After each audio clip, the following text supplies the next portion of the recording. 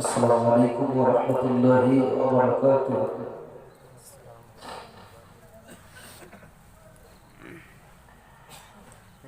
अल्हम्दुलिल्लाहि नहमदुहु व नस्तईनुहु व नस्तगफिरुहु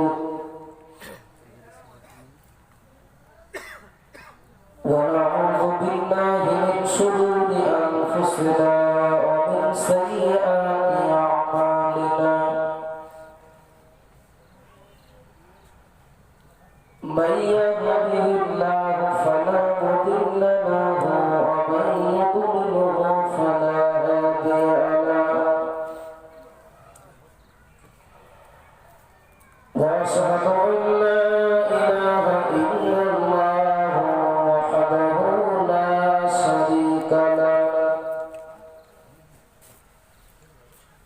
व अशहदु अन्ना सय्यिदना व नबिyyana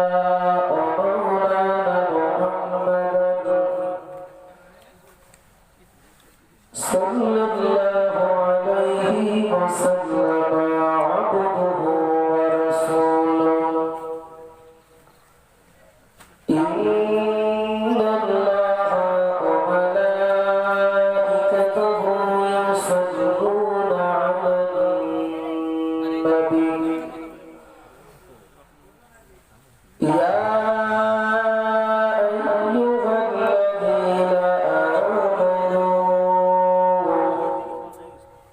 सल्लु अलैहि वसल्लिमू तस्लीमा। अल्लाहुम्मा सल्लि अला सय्यिदिना मौलाना मुहम्मद व अला आलि सय्यिदिना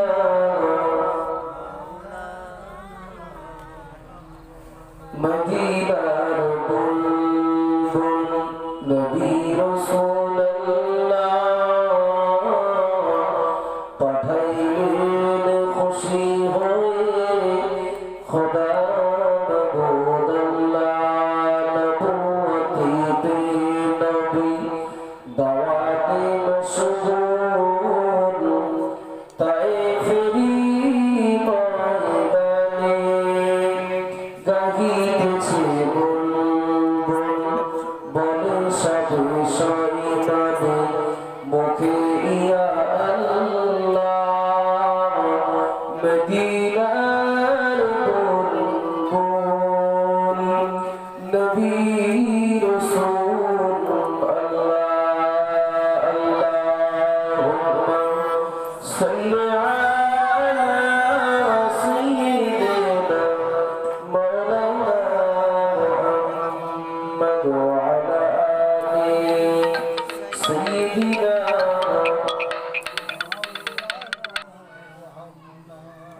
أما بعد أعوذ بالله من الشيطان الرجيم بسم الله الرحمن الرحيم منها خلقناكم وفيها نعيدكم ومنها نخرجكم تارة أخرى. قال النبي صلى الله عليه وسلم ما الميت في القبر إلا كالغريق أو كما قال عليه السلام। সম্মানীয় আজকের সভার সভাপতি আমার অত্যন্ত মহব্বতের মসজিদের যোগ্য ইমাম সাহেব, আমন্ত্রিত ওলামায়ে কেরাম, বিশেষ করে আমার পরে আসবেন জনাব আলহাজ হাফেজ মাওলানা মুফতি ইসমাইল সাহেব, সম্মুখে বসে আছেন মাইকের আওয়াজে আছেন দরদি নবী প্রেমিক আল্লাহওয়ালা বাপু ভাইরা, পর্দার আড়ালে অবস্থিত ইসলামী মমতাময়ী মা ও বোনেরা, আল্লাহ দরবারে শুকরিয়া আদায় করছি যে আল্লাহ পাক রব্বুল আলামিন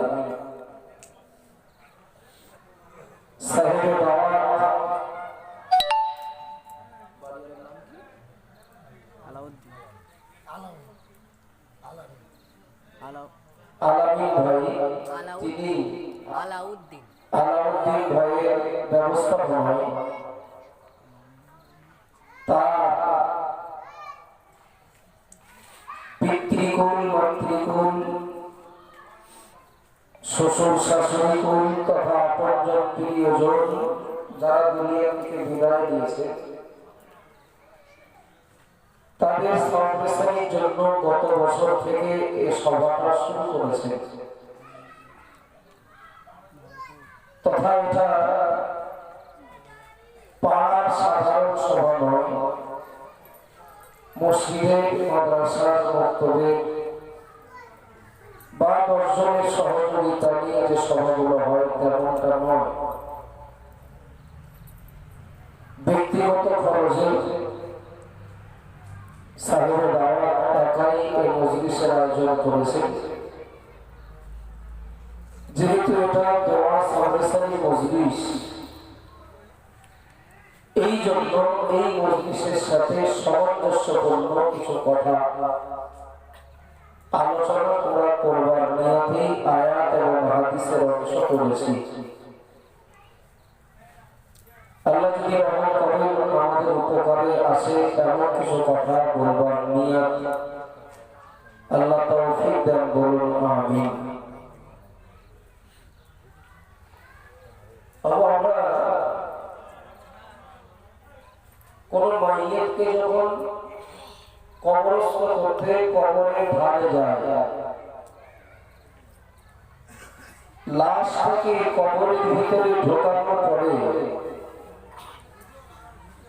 ইমাম সাহেব উপস্থিত সকল মুসল্লিদের উদ্দেশ্যে বলেন, আপনারা 3 টুকরা মাটি নেন। বলেন না 3 টুকরা মাটি নিতে বলেন। আমরা নেই বাবু, আমরা অনেক কিছু করি অথচ জানি না। কত নামাজি মুসল্লি আছে বিশ্বাস করেন, তারা সুন্দরভাবে ওযু করে, কিন্তু তাদের যদি জিজ্ঞেস করা হয় ওযুর খরচ কটা, সে আবার করা থেকে যাবে। অথচ যথারীতি সেই খরচ মেনে কিন্তু ওযু করে।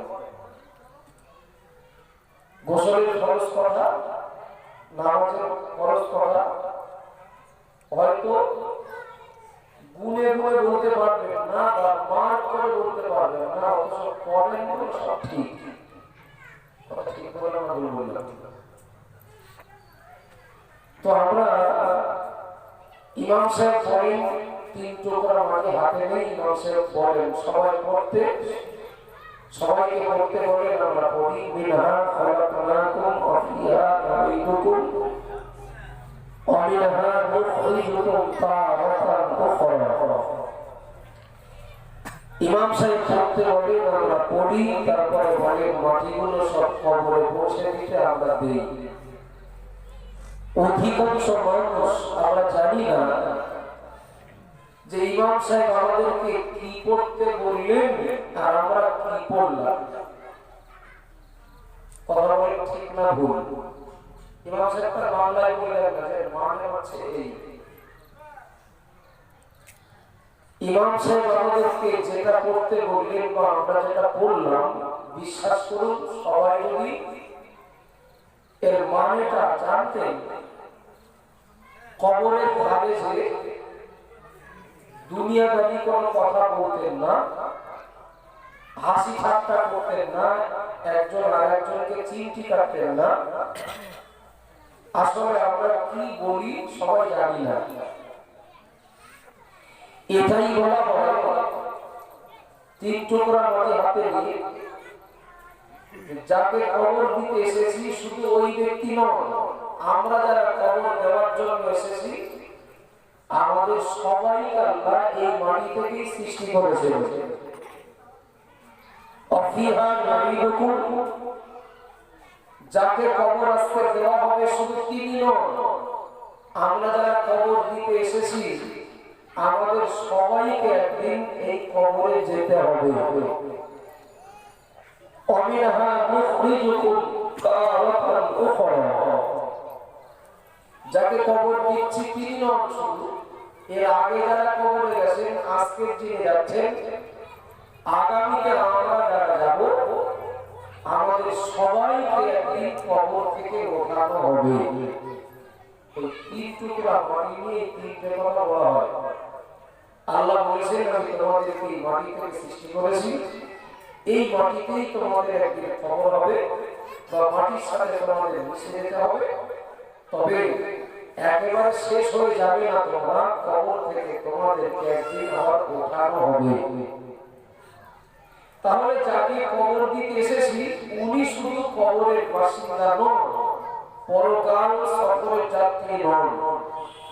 আমরা যারা তাকে দাফন কাফন করতে গিয়েছি আমরা ওই পথের পথিক, এই কথাটা ওখানে স্বীকার করা হয়। তবে একটু বলবেন, যার পরীক্ষা হয়ে গেছে তার তুলনায় যার পরীক্ষা আগামীতে হবে তার চিন্তা বেশি থাকার দরকার না কম? আমার খুব ভালো লাগে উত্তর দিনাজপুর, আমি তো আজকে থেকে আসি, যাওয়ার যুবক মুরব্বী ছোট ছোট বাচ্চা সকলেই আপনারা বিরাট সচেতন, বিরাট সচেতন। এটা বক্তাদের কাছে একটা বিরাট তৃপ্তি পাওয়ার কারণ। আলহামদুলিল্লাহ, যার পরীক্ষা হয়ে গেছে তার তুলনায় যার পরীক্ষা আগামীতে হবে তার চিন্তাটা বেশি থাকার দরকার। কেন? পরীক্ষা যার হয়ে গেছে তার চিন্তা করে লাভ আছে যে উত্তরটা ভুল লেখা হয়ে গেছে, এই উত্তরটা ছেড়ে দেওয়া ভুল হয়ে গেছে। পরীক্ষা হয়ে গেছে, খাতা পত্র সব জমা করেছে, এরপরে আর আওতাস করে কোনো লাভ হবে না। লাভ কার হবে? যার এখনো হয়নি, পরীক্ষা সামনে। কথা বলেন বা ঠিক না ভুল? কিন্তু আমাদের এটা সমাজের একটা ব্যাধি বলেন আর একটা প্রচলিত প্রথা বলেন। আমরা পরীক্ষা হয়ে যাওয়া মানুষদের জন্য যতটা চিন্তা করি, যাদের পরীক্ষা আগামীতে তাদের চিন্তা আমরা ততটা করি না। বা যাদের পরীক্ষা হয়ে গেছে তাদের নিয়ে চিন্তা করতেছে, যাদের পরীক্ষা আগামীতে হবে তারা নিজেদের প্রস্তুতি নেওয়ার সময় পায় না। কথা বলে ঠিক না ভুল? কেউ একজন মারা গেছেন, কবরে গেছেন, বাপ বেঁচে থাকলে জামা কাপড় দিতে হতো, ঔষধ দিতে হতো, খাবার দিতে হতো, বাপের চাহিদা মেটাতে হতো। মা বেঁচে থাকলে একই। তো যারা দুনিয়া থেকে বিদায় নিয়েছেন, বিদায় নেওয়ার পরে বা চলে যাওয়ার পরে তাদের প্রতি দায়িত্ব শেষ হয়ে যায় না। এক শ্রেণীর মানুষ তারা বিশ্বাস করে মরা গরুর ঘাস খেতে লাগবে। তো তাদের বিশ্বাস, তাদের কাছে তাদের সাথে আমাদের ঝগড়া নেই। এ ব্যাপারে তাদের চিন্তায় তারা থাকবে, তাদের জবাব তারা দেবে। আমরা তো বিশ্বাস করি যে মানুষ মৃত্যুর পরে গরু হয় না। কথা বলে ঠিক না ভুল? আবাজান বারা বলে কিদিন মা বলেরা বলে কিদিন বিশ্বনবী মুহাম্মদ রাসূলুল্লাহ সাল্লাল্লাহু আলাইহি ওয়াসাল্লাম নবী আমার জানিয়ে দিলেন মান মাইয়িত ফিল কবরি ইল্লা কাল গরিবিল মুতাগাব্বিস আনতাদিরু দাওয়াতান তালাহাতুহু বিআবিন আও উম্মিন আও আখিন আও ওয়ালাদিন। ও আমার আব্বাজান বারা ও মা বলেরা বলে কিদিন নবী আমার জানিয়ে দিলেন কোন মানুষকে যখন কবরে রেখে আসা হয়, কোন মানুষকে যখন কবরে দাফন করা হয়, একজন মানুষ সমুদ্রে হাবুডুবু খেলে সমুদ্রে ডুবে গেলে সমুদ্রের পানি থেকে সে উদ্ধার হওয়ার জন্য, টাকায় আসার জন্য যতটা না ছটফট করে, যতটা না অস্থির হয়ে যায়, নবী আমার জানিয়ে দিলেন মান মাইয়িতু ফিল কবরি ইল্লা কাল গরিব। ও আমার উম্মত উম্মতিরা বলে না গো, আমি মুহাম্মদ রাসূলুল্লাহ বলছি, আল্লাহর কোন বান্দা, আল্লাহর কোন বান্দিকে যখন কবরে রেখে আসা হয়, সমুদ্রে ডুবে যাওয়া মানুষটার তুলনায় কবরবাসীটা কবরের আযাব থেকে রেহাই পাওয়ার জন্য আরো বেশি সে অস্থির হয়ে যায়, আরো বেশি সে ছটফট করে, আরো বেশি সে সহযোগিতা পাওয়ার কামনা করে। ও বাবা জিরা মায়েরা মনে কিদিন নবী আমার বলেন আনতাদিরু দাওয়াতান তালাতুহু বিআবিন আও উম্মিন আও আখিন আও ওয়ালাদিন। না না, এ কথা আব্দুল মুহিদের তৈরি করা নয়, এ কথা দুনিয়ার কোন ইমামের বানানো নয়। নবী আমার বলেন কবরে শুয়ে থাকা মানুষগুলো তার জীবিত সন্তানদের মুখ পানে তাকিয়ে থাকে এন্তাদিরু দাওয়াতান তালহাতুহু বিআবিন আও উম্মিনা আখিরা ওয়ালাদিন কয়েকটা সম্পর্কের কথা নবী বললেন কবরে রাখা মানুষটা তার আব্বা মা যদি দুনিয়ায় বেঁচে থাকে কলিজার টুকরা সন্তান কবরে গিয়ে তার আব্বা মায়ের মুখ পানে তাকিয়ে থাকে আব্বা মা যদি কবরে চলে যায় ওই আব্বা মা তাদের সন্তানের মুখ পানে তাকিয়ে থাকে এক কথায় কবরে শুয়ে থাকা মানুষগুলো তাদের জীবিত প্রিয়জনের মুখ পানে তাকিয়ে থাকে স্পষ্ট বললেন ওরা তাকিয়ে থাকে কেবলমাত্র একটু সাহায্য পাওয়ার আশায় না খাওয়ার জন্য নয় পড়ার জন্য নয় ডাক্তার বাড়ি নিয়ে যেতে বলার জন্য নয় কেবলমাত্র ওরা একটু দেওয়ার জন্য নেকির জন্য জীবিত মানুষদের মুখ পানে তাকিয়ে থাকে ও বাবাজিরা ভাইরা নবী আমার বললেন ফাইজা লাহিহাতুহু কানা আহাব্বা ইলাইহি মিনাদ দুনিয়া মা ফিহা জীবিত প্রিয়জনেরা যখন মৃত মানুষদের জন্য দোয়া করে জীবিত প্রিয়জনেরা যখন মৃত মানুষদের জন্য মাগফিরাত কামনা করে তাদের জন্য দান করে তাদের কবর জিয়ারত করে ও বাবাজিরা ভাইরা মুরিদিন নবী আমার বললেন কানা আহাব্বা ইলাইহি মিনাদ দুনিয়া মা ফিহা এই সওয়াবটা যখন তার কবরে পৌঁছে যায় ওই কবরবাসীটা তাম দুনিয়ায় যত মূল্যবান সম্পদ আছে সব মূল্যবান সম্পদের তুলনায় জীবিতদের পক্ষ থেকে দোয়াটা পাঠালে ওই দোয়াটা পেলে তারা অনেক বেশি খুশি হয়ে যায় একটু জোরে বলুন সুবহানাল্লাহ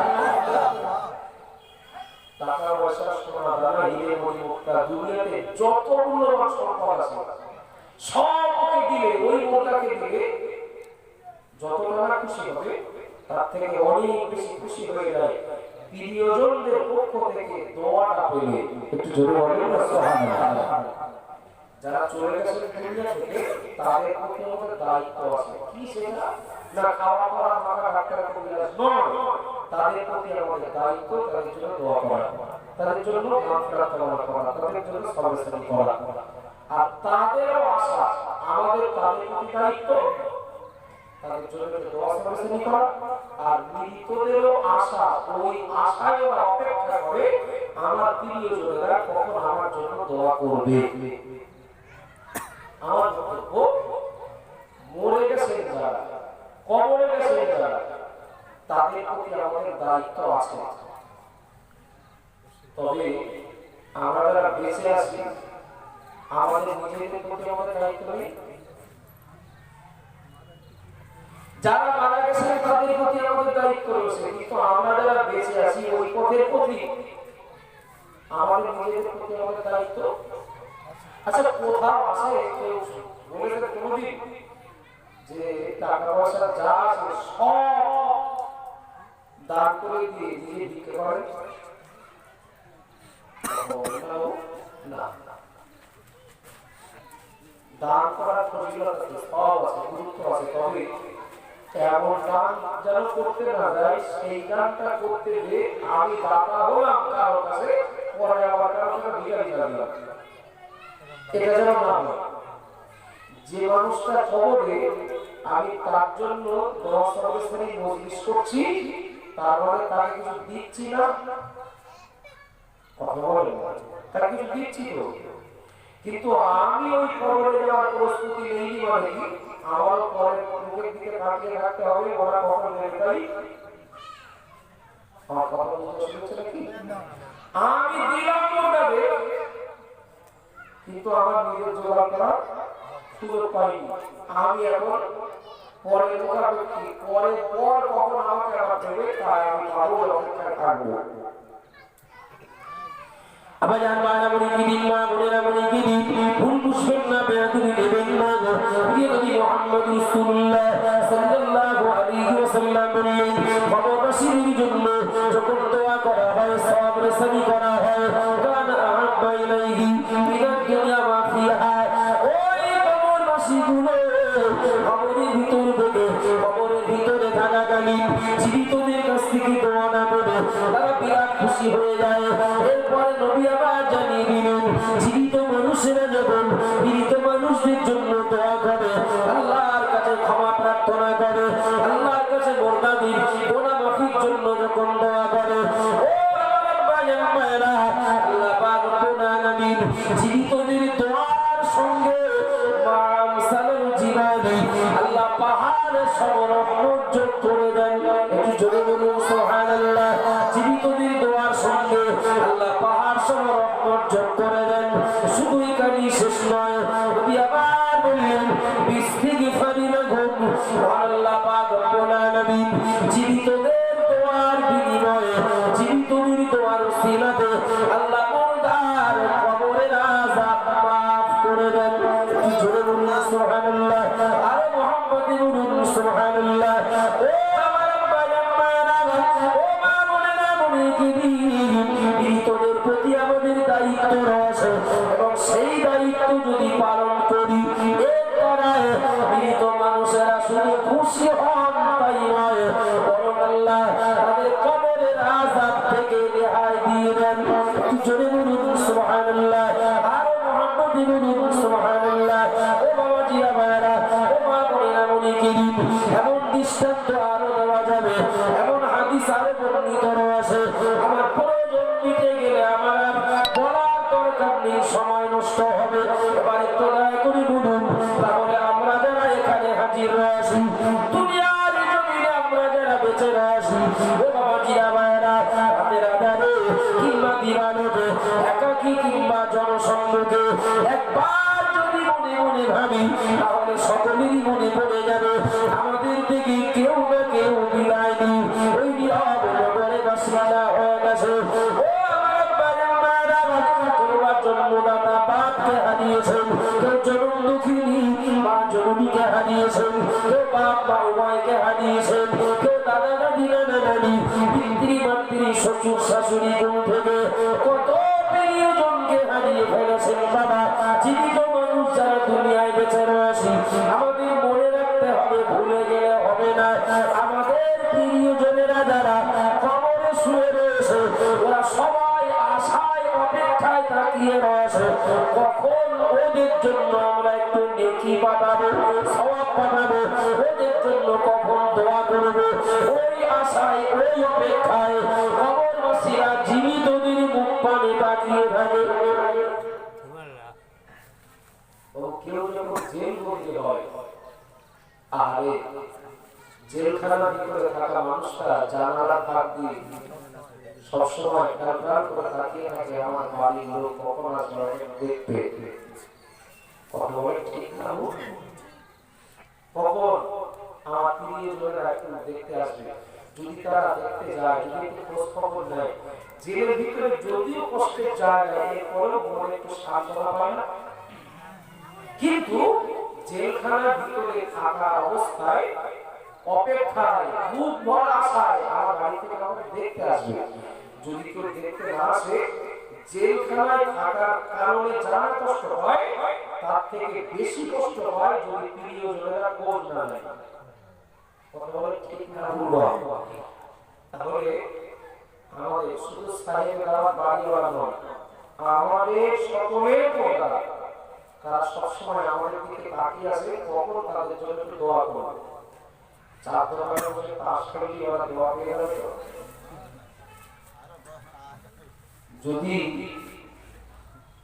জুম্মার নামাজে পড়বো না, পার্টি করে বেড়াবো, প্রিয়জনেরা সব দোয়া পেয়ে গেল তো? ভুল বুঝলে হবে না বাবু। আমরা মৃত মানুষদের চিন্তা করি, সংখ্যায় খুব কম মানুষ, আবার আমরা ওই পথে পথিক যারা, আমাদেরও প্রস্তুতি নিতে হবে, এই মানসিকতা রাখি খুব কম মানুষ। ধর্মটা করি খানিকটা বলা যায় দায় সারা হতো। আবাজান মারামনি গিরিন না, বোনেরামনি গিরিন, ফুল পুষ্পের না, বেয়াদুবি নেবেন না। প্রিয় নবী মুহাম্মদ রাসূলুল্লাহ সাল্লাল্লাহু আলাইহি ওয়াসাল্লাম নবী আমার হাদিস শরীফের ভিতরে জানিয়ে দিলেন, ও দুনিয়ার মানুষেরা মনে রাখো, আমি মুহাম্মদ রাসূলুল্লাহ সাল্লাল্লাহু আলাইহি ওয়াসাল্লাম তোমাদেরকে জানিয়ে দিলাম, আমি নবী তোমাদেরকে বলছি সায়াতি জামানুন আলা উম্মতি সায়াতি জামানুন আলা উম্মতি ইউহিব্বুনাল কুসুরা ওয়া ইয়ানসাউনাল মাকবারা আপনি শুনলে অবাক হয়ে যাবেন বিশ্বনবী মুহাম্মদুর রাসূলুল্লাহ আজ থেকে ১,৫০০ বছর আগে নবী আমার জানিয়ে দিলেন আমার উম্মতের নিকট এমন একটা সময় এমন একটা জামানা খুব তাড়াতাড়ি এসে যাবে খুব তাড়াতাড়ি চলে আসবে ইউহিব্বুনাল কুসুরা ওয়া ইয়ানসাউনাল মাকবারা আমার উম্মত আমার উম্মতি আমার উম্মত আমার উম্মতি ওরা দুনিয়ার ঘর বাড়িগুলোকে অত্যন্ত ভালোবাসবে ওরা দুনিয়ার ঘর বাড়িগুলো মনের মতো করতে আরামদায়ক করতে বিলাসিতার জায়গা বানাবে ওরা বিরাট ব্যস্ত হয়ে যাবে আমি নবী মুহাম্মদ রাসূলুল্লাহ বলছি ইউহিব্বুনাল কুসুরা ওরা ওদের বাসগৃহগুলো ওদের বিল্ডিং বালাখানা অট্টালিকা আমি নবী বলছি ওয়ায়ানসাউনাল মাকবারা ওরা কবরটার কথা ভুলে যাবে ওরা কবরের কথা ভুলে যাবে আর দুনিয়ার ঘর বাড়ি তাদের বাসগৃহগুলোকে অত্যন্ত ভালোবাসবে ও বাবাজিরা বায়নামণিকে দিন আপনারা যারা আমার কথা শুনছেন আমি আপনাদের কাছে একটু জিজ্ঞাসা করি বাবা একটু দয়া করে বলবেন যদি আমার বলবেন ওরা দুনিয়ার ঘর বাড়িগুলোকে ভালোবাসবে না না না কিন্তু কবরের কথা ওদের মনে থাকবে না ইউহিব্বুনাল কুসুরা ওয়া ইয়ানসাউনাল মাকবারা ওরা বাসগৃহগুলোকে ভালোবাসে আর কবরের কথাটা ওরা ভুলে যাবে ও বাবাজিরা ভাইরামণিকে দিন বিশ্বনবী যে যুগের কথা বলেছিলেন এটা সেই যুগ নয় কি কথা বলেন না বাবা, সেই যুগ না ওরা কবরের কথা ভুলে যাবে কবরের কথা যদি ভুলে যায় যে মানুষটা কবরের কথা বিচারের কথা জাহান্নামের কথা ভুলে থাকবে ওই মানুষটা পক্ষে পাপ করা বিরাট সহজ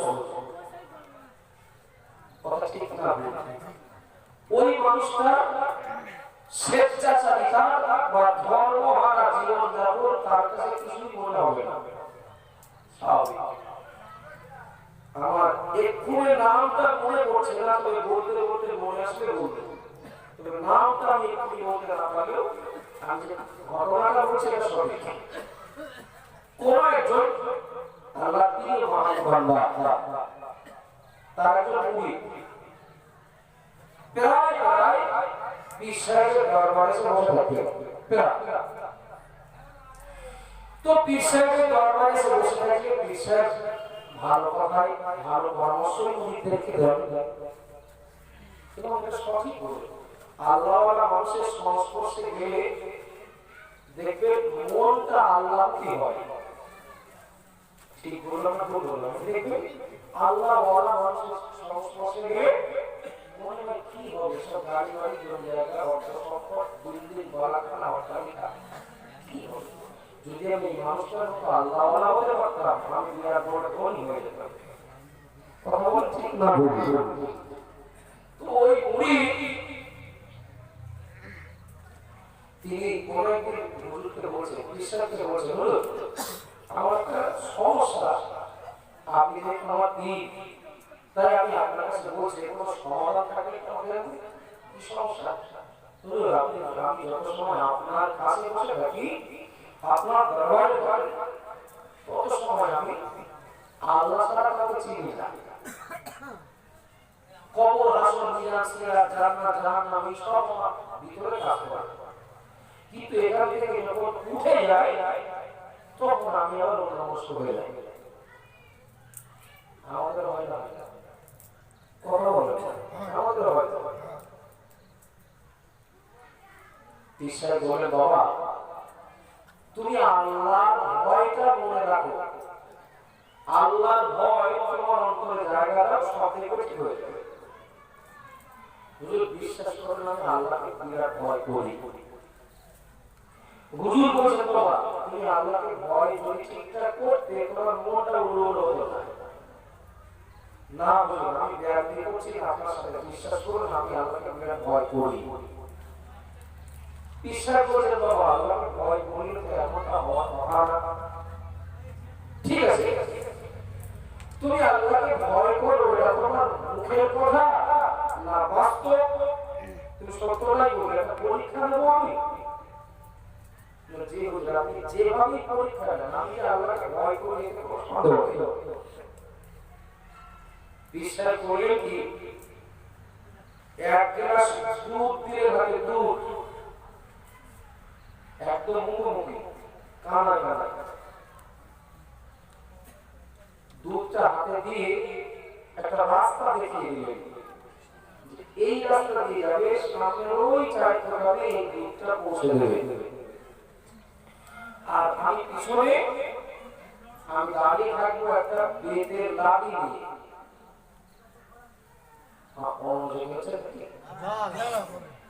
এক গ্লাস কানায় কানায় দুধ তোমার হাতে দিয়ে দেবো, দুধের গ্লাসটা ও চার দোকানে পৌঁছে দেবে, আর আমি তোমার পিছনে থাকবো একটা বেতের লাঠি নিয়ে। এক ফোঁটা করে দুধ মাটিতে পড়বে আর একটা করে বেতের বাড়ি খাবে। আমার গায়ে কিছু আছে, আমি ঘাড় বানাবো, দু ফোঁটা দুধ পড়লে দুটো বেতের বাড়ি খাওয়া, পাঁচ ফোঁটা পড়লে পাঁচটা খাওয়া, যদি এক ফোঁটাও না পড়ে মা খেয়ে না। তুমি যে বলছো হ্যাঁ আমি আল্লাহকে ভয় করি, এটা তুমি মুখে বলছো না সত্য সত্য আল্লাহকে ভয় করো, এটা তার একটা চূড়ান্ত পরীক্ষা। মুড়িদের হাতে দুধের গ্লাস, শিশায় পিছনে পেটের লাঠি নিয়ে সঙ্গে যাচ্ছে। তো নিরাপদে এক ফোঁটা দুধ পড়ি মুড়ি দুধের গ্লাসটা দোকানে পৌঁছে দিয়েছে। শিশায় বললেন বাবা কতটা দুধ পড়েছে? আল্লাহ শুকরিয়া আদায় করছে, এক ফোঁটা দুধ পড়িনি, পেটের লাঠি রেখে দেবেন আমার। ওই ভয় আমার ভিতরে সবসময় কাজ করেছে যে এক ফোঁটা দুধ পড়লি যদি পেটের বাড়ি খেতে হয়, সুতরাং আমার মন এদিক ওদিক দিকে হবে না, আমার দুধের গ্লাসের দিকেই মনটা ছিল, দৃষ্টিটা ছিল। সেই জন্য না এক ফোঁটা দুধ পড়িনি। বাবা তুমি যখন যাচ্ছিলে রাস্তায় একটা মোটর সাইকেল যাচ্ছিল, কি মোটর সাইকেল বলবি? মোটর সাইকেল দেখবো না দুধ সামান দেবো? মোটর সাইকেল দেখতে দিলে যদি দুধ পড়ে পেটের বাড়ি খেতে হবে। বাবা বাম সাইকেলের দোকানে মজা করে ছিল বলবি? বিশ্বাস করে দুধ ছাড়া আমার সাথে আসতে ছিল না, আমি আর কিছু বলবো না। কারণ আমি এটাই ভেবেছি যখন আমি অন্যদিকে দেখতে যাবো আমি অমনোযোগী হয়ে যাবো, অন্যমনস্ক হয়ে যাবো, দৃষ্টিটাকে যখন অন্যদিকে দেব তখনই দুধ পড়ে যাবে। আর দুধ পড়লে তো আপনি দাঁড়িয়ে থাকি বাবা আমি একটা পেটের লাঠি নিয়ে দাঁড়িয়েছি মাত্র, এরপরেও আমি তোমার পিঠ মারলেও খুব জোরে মারবো না, হয়তো ভয় দেখালাম যে আমি যত জোরে পারি মারবো, এরপরে মারলেও তুমি মরে যাবে। সামান্য পেটের লাঠি ভয়ে এই এক গ্লাস দুধ গন্তব্যে কিভাবে নিরাপদে পৌঁছে দেবে, তোমার ভিতরে যে একাগ্রতা তৈরি হয়েছে, মন তোমার এদিক হয়নি, হয়েছে এই মনটা এদিক ওদিকে হয়নি, তার একটাই কারণে লাঠি ভয়টা তোমার মনে জায়গা পেয়েছে। কথা ঠিক না ভুল? তুমি যদি এই পেটের লাঠির মতো যদি জাহান্নামটাকে ভয় করতে, বেশি না পেটের লাঠির মতো যদি জাহান্নামটাকে ভয় করতে, বাবু আমরা মানুষ, আমরা প্রত্যেকে এক একটা পাত্র, আর আল্লাহ আমাদের কারোর বয়স দিয়েছে নির্ধারণ করেছে 40 বছর, কারো 50 বছর, কারো 60 বছর, কারো 70 বছর। আল্লাহ যে আয়ুটা আমাদের জন্য নির্ধারণ করেছে, দুনিয়া থেকে দুনিয়া থেকে যখন আল্লাহর কাছে ফিরে যাব, এই টোটাল এই হায়াত বা এই জীবনে যত বয়স যত বছর আমি বেঁচেছিলাম, এই সময়টা কোন পথে কাটিয়েছি আল্লাহ পরিত্যাগ করবেন না? কথা বলেন না, পরিত্যাগ করবেন তো? বাবা এই পাত্রের দুধগুলো চার দোকানে পৌঁছে দিয়ে আসার কথা ছিল, রাস্তায় যেন না ছড়ায়, যেন না পড়ে। আর এই কাজটা যাতে নিখুঁত ভাবে করতে পারো তার জন্য বেতের লাঠি নিয়ে আমি দাঁড়িয়েছিলাম। বেতের লাঠির ভয়ে যদি দুধ না খেলে পেটের বাড়ি খাওয়ার ভয় যদি দুধটাকে তোমার চারিত্র কারণে পৌঁছে দিতে হয়, আল্লাহ তোমার জন্য যা আয়ু বরাদ্দ করেছেন, আল্লাহ কাছে গেলে ওই আয়ু ভিতরে, ওই হায়াতের ভিতরে তুমি কি করেছো না করেছো, সময়টা ঠিকঠাক ভাবে আল্লাহ সন্তুষ্টি, নবী সন্তুষ্টির পথে কাটিয়েছিলে কিনা, আল্লাহর কাছে ফিরে গেলে আল্লাহ কিন্তু তোমার কাছে পরীক্ষা করবে। যদি এদিক ওদিকে ছড়ায় সময়, আল্লাহ ভেটে লাঠি না, আল্লাহ জাহান্নামে ভেটে দিয়েছেন। আমার কথা বুঝতে অসুবিধা হচ্ছে কি বাবা? তুমি যেটা বললে আল্লাহকে ভয় করো না, ওটা তোমার মনের কথা, ওটা বাস্তবে তোমার অন্তরে এখনো জায়গা পায়নি। আবার একবার মনে গিরি মা বোনেরা মনে গিরি ভুল বুঝবেন না, বেয়াদবি নেবেন না। নবী মুহাম্মদ রাসূলুল্লাহ সাল্লাল্লাহু আলাইহি ওয়াসাল্লাম বলেন, ইউহিব্বুনা কুসুরা ওয়া ইয়ানসাউনা আল-মাকবারা। আমি রাসূলুল্লাহ বলছি, ওরা দুনিয়ার ঘর বাড়িগুলোকে ভালোবাসবে, আর আসল ঘর কবরের কথা ওরা ভুলে যাবে। ও বাবাজিরা মায়েরা মনে গিরি, যে মানুষটা কবরের কথাটা ভুলে যাবে, যে মানুষটা হিসাব নিকাশের কথা ভুলে যাবেন, যে মানুষটা জাহান্নামের কথা ভুলে যাবেন, যে মানুষটা পুরসিরাতের কথা ভুলে যাবেন, ওই মানুষটার দ্বারায় পাপের কাজ করা বিরাট সহজ। ওই মানুষটার দ্বারায় আল্লাহ বিরোধী, নবী বিরোধী কাজ করা বিরাট সহজ। ওই মানুষটার দ্বারায় আল্লাহ নাফরমানি করা বিরাট সহজ। ও আমার আব্বানা আম্মানা, ও মা বোনেরা মনে গিরি, আর যদি কবরের কথা ভুলে না যায়, ওটা যদি মনে কেউ জায়গা দিতে পারে, পুরসিরাত পার হতে হবে, এই বিশ্বাসটা যদি কেউ তারপরে জায়গা দিতে পারে, কিয়ামতের দিন আল্লাহ পাক রব্বুল আলামিন আমলনামা মিজানে ওজন করবেন। এই বিশ্বাসটা যদি কারোর অন্তরে সত্য জায়গা পায়, কাল কিয়ামতের দিন জান্নাত জাহান্নাম দুটি জায়গা দিবে, যে কোনো একটা জায়গা পাওনা হবে। এই বিশ্বাসটা যদি সত্য কারো অন্তরে জায়গা পায়, ও বাবা জিয়া মানে মনে গিরি, ওই মানুষটা একা থাকলেও নামাজ পড়বে, দর্শনের সামনে থাকলেও নামাজ পড়বে। ওই মানুষটা বাড়ি থাকলেও নামাজ পড়বে, আত্মীয়র বাড়ি গেলেও পড়বে। ওই মানুষটা যদি হয় দোকানদার, একটা বাচ্চা ছেলে আসলে ওজনে কম দেবে না, একজন বড় মানুষ আসলে ওজনে কম দেবে না। আল্লাহর ভয়, হিসাব নিকাশের ভয়, ওই ফিয়াতের ভয় যদি কারো অন্তরে জায়গা পায়, ওই মানুষটা কোনোদিন কি মসজিদের ভিতরে, কি মসজিদের বাইরে, কোনো জায়গায় সে মিথ্যা কথা বলিবে না। আর যদি আল্লাহর ভয়টা মুখে থাকে, অন্তরে যদি জায়গা না পায়, তাহলে মনে কি দিন আত্মীয়র বাড়ি গেলে নামাজ পড়বে, বাড়ি আসলে আর পড়বে না। কথা বলবো কেউ এটা বোঝা সোজা লোকে না, এখানে ভেড়া মাল দেওয়া যাবে না, ধরে ফেলবে।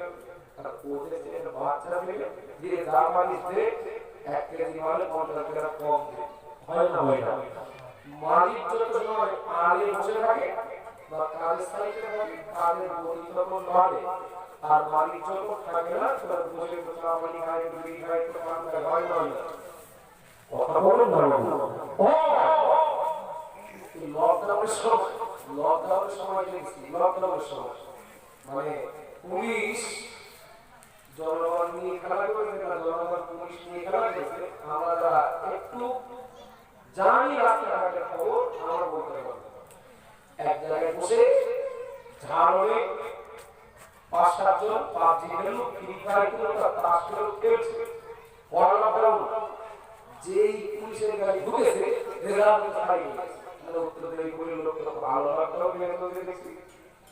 একটা প্রাণী পর্যন্ত নেই রাস্তায়। যেই পুলিশের গাড়ি চলে গেল, সেই আবার সেই 7 জন এক জায়গায়। নাকি এই লকডাউন মানা হচ্ছে পুলিশের ভয় না, পুলিশের ভয় লকডাউন মানলে ওই রকম হবে। পুলিশ যখন আসবে তখন সাইড, পুলিশ যখন চলে যাবে তখন আবার এক জায়গায়। এই লকডাউনটা যদি মন থেকে অন্তর থেকে যদি মানতাম, লকডাউন মানতে হবে, এই বিশ্বাসটা যদি অন্তরে জায়গা দিতে পারতাম, পুলিশ থাকলেও আলাদা, না থাকলেও আলাদা থাকতাম।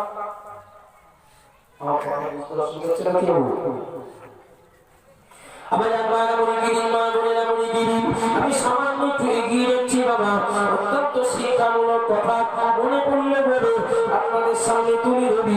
এই মজলিসে বিরাট সামঞ্জস্যপূর্ণ হবে বাবা জিয়া মায়রামণি গিরি মৌলানা আশরাফ আলী থানভী রহমাতুল্লাহ আলাইহি।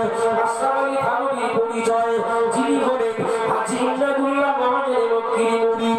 গোটা ভারতবর্ষের মাটিতে যারা তাবলীগ দেওবন্দি তাদের অত্যন্ত মানিত তথা তিনি দেওবন্দি ওলামাদের বা দেওবন্দি মতবাদের মানুষদের কাছে তিনি একজন বিরাট গণ্যমান্য ব্যক্তি। যেমন আমাদের বসিরতের আল্লামা রুহুল আমিন রহমাতুল্লাহ আলাইহি, কুরবালা শরীফের পীর মুজাদ্দিদুজ জামান আল্লাহ হযরত আলা হুজুর কিবলা রহমাতুল্লাহ আলাইহি, যেমন ও বাবা জিয়া বায়রা আশরাফ আলী থানভী রহমাতুল্লাহ আলাইহি তিনি দেওবন্দি মতের একজন বড় আলেম। ওই মাওলানা আশরাফ আলী থানভী একটা দাওয়াত ছেড়ে বাড়ি চলে আসবেন, এমনি বলতে গেলেই যেন গায়ের লোম শিউরে ওঠার মতো হয়। মাওলানা আশরাফ আলী থানভী তিনি জলসা ছেড়ে দাওয়াত বাড়িতে দাওয়াত ছেড়ে এবার তিনি বাড়ি চলে আসবেন। বাড়িতে আসার জন্য স্টেশনে চলে গেছেন, টিকিট কাউন্টারে টিকিট কাটার জন্য লাইনে দাঁড়িয়েছেন। ও বাবা জিয়া মায়রামণি গিরি মাওলানা আশরাফ আলী থানভী তিনি টিকিট কাউন্টারে গিয়ে টিকিট কাউন্টারে দায়িত্বে রয়েছেন যিনি আশরাফ আলী থানভী তাকে বলছেন আমাকে একটা টিকিট, আমাকে দুটো টিকিট দেন, আমার জন্য দুটো টিকিট কাটেন। ও বাবা জিয়া ভাইরা আশরাফ আলী থানভী ব্যক্তি কিন্তু তিনি একা, কিন্তু টিকিট দিতে বললেন দুটো। টিকিট মাস্টার বললেন মাওলানা আপনার সঙ্গে আর কে আছে? ও বাবা জিয়া মায়রামণি গিরি আশরাফ আলী থানভী বললেন আমার সঙ্গে কোনো মানুষ নাই, আমার প্যাকেটের ভিতরে আখ রয়েছে। ঠিক আছে, প্যাকেটের ভিতরে আখ রয়েছে, আমার মুরিদ আমার ভক্ত আমাকে খাওয়ার জন্য দিয়েছেন। ও বাবা জিয়া মায়রামণি গিরি মাওলানা আশরাফ আলী থানভী বললেন আমার জন্য একটা টিকিট, আজকের জন্য আর একটা টিকিট দেন। টিকিট কাউন্টারে দায়িত্বে থাকা মানুষটা অবাক হয়ে গেলেন, এমন লোকের পাল্লাই তো কোনোদিন পড়িনি, এমন লোকের পাল্লাই তো কোনোদিন পড়িনি যে কিনা ব্যাগের ভিতরে কি আছে তার জন্য টিকিট কাটতে টাকা দেন। ও আমার টিকিট মাস্টার বললেন মাওলানা আশরাফ আলী থানভী আপনার আগের জন্য টিকিট কাটতে হবে না, আপনি শুধু নিজের জন্য টিকিট টাকা দেন, আগের টিকিটের প্রয়োজন হয় না। আশরাফ আলী থানভী বললেন আমার চেকারের বিরাট ভয় লাগে, বিরাট ভয় লাগে, চেকার ধরবে আমাকে হামলা করবে, অপদস্থ করবে, আমাকে বিপদে পড়তে হবে, আমি এটা বিরাট ভয় পাই। কেন আমি রিস্ক নিতে যাব? আসার সময় একা এসেছিলাম একটা টিকিট, যাওয়ার সময় 8টা সঙ্গে বেশি যাচ্ছে, সুতরাং আগে ভাড়া 8টা হতে বলবে, সুতরাং আগে ভাড়া করতে হবে। টিকিট মাস্টার বলছে লাগবে না, আশরাফ আলী থানভী বলছে আমি রিস্ক নিয়ে বললাম। সুবহানাল্লাহ, একটু মহব্বত করে বলেন সুবহানাল্লাহ। বলে মাওলানা কিসের রিস্ক? বলে আমি তো অনেক দূর যাবো, অনেক দূর যাবো, যদি চেকার ধরে তো শিয়ালদা থেকে ট্রেনে উঠে হাসনাবাদ যাবে। টিকিট মাস্টার বলছেন ঠিক আছে, হাসনাবাদ পর্যন্ত আমার দায়িত্ব থাকলো, যদি চেকারে ধরে আমি ছাড়ি। আরে কিন্তু জানি ধরবে, শুধু সান্ত্বনা দেওয়ার জন্য বলে মানে জাস্ট আমি উদাহরণস্বরূপ বলছি, একেবারে লাস্ট স্টপেজ লাস্ট স্টেশন পর্যন্ত টিকিট মাস্টার বলছেন ঠিক আছে, দায়িত্ব থাকলো আমার, এই ভিতরে চেকার যদি ধরে আমি ছাড়িয়ে দেবো। আশরাফ আলী থানভী বলছেন আমি আরো অনেক দূর যাবো। বলো না ওর পরে তো ট্রেন যাবে না, ওর পরে কোথায় যাবে? না আমি অনেক দূর যাবো। আসলে আশরাফ আলী থানভী রহমাতুল্লাহ আলাইহি তিনি যে কি বোঝাতে চাচ্ছেন টিকিট মাস্টারের মাথায় পড়ছিল না। আবেদন মায়রামণি গিরি ও মামুনেরামণি গিরি মাওলানা আশরাফ আলী থানভী ওই সময় বললেন বাবা ও বাবা টিকিট মাস্টার আমি দুটো টিকিট চাচ্ছি, তুমি কেন দেবে না? আপনি কেন দেবেন না? তুমি কেন দেবে না? কি আপনি কেন দেবেন না? আমি দুটো চাচ্ছি, কেন আমাকে দেওয়া হচ্ছে না? আমি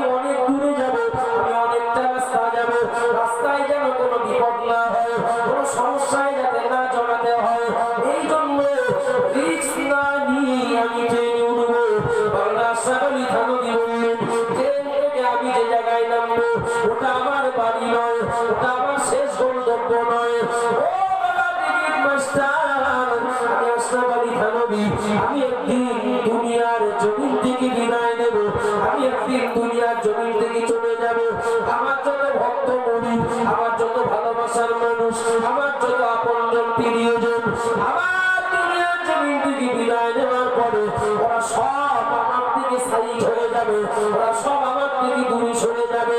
আমার ইন্তেকালে পরে আমার লাশটা নিয়ে গরম পানি দিই, গোসল করি, কাপড়ে কাপড় জড়ি, জানাজা নামাজ পড়ে এবার আমাকে খাটিয়ায় তুলে নিয়ে যাওয়া হবে কবরে। কবরস্থানের দিকে নিয়ে যাওয়া হবে।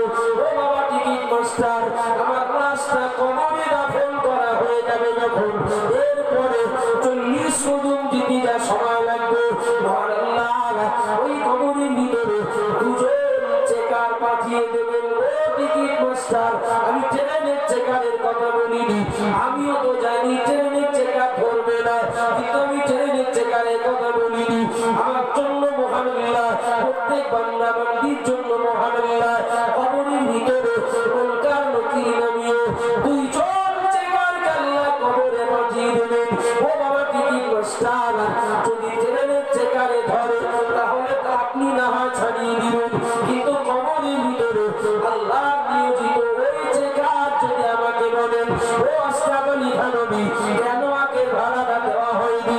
কবরের ভিতরে ওই চেকারের হাতে যদি আমি ধরা পড়ে যাই, দুনিয়ার কে আছে ওই চেকারের হাত থেকে আমাকে ছাড়াবে? একটু জোরে বলুন সুবহানাল্লাহ, আরো জোরে বলুন সুবহানাল্লাহ। হয়তো দুনিয়ার কেউ আমাকে বলবে না কিছু, কিন্তু আমার মনে ভয় হয় এই হাকের ভাড়াটা যদি না দিয়ে দিই, এই হাকের ভাড়ার জন্য, হাকের জন্য যদি টিকিট না কাটি, আল্লাহর কাছে এ কারণে ধরা খেতে হয় কিনা। এই জন্য দুনিয়ার কেউ আমাকে না বললেও আমি সন্দেহ মুক্ত থাকার জন্য হাকেরও জন্য একটা টিকিট কাটতে চেয়েছি। জোরে বলুন সুবহানাল্লাহ, আর জোরে বলুন সুবহানাল্লাহ।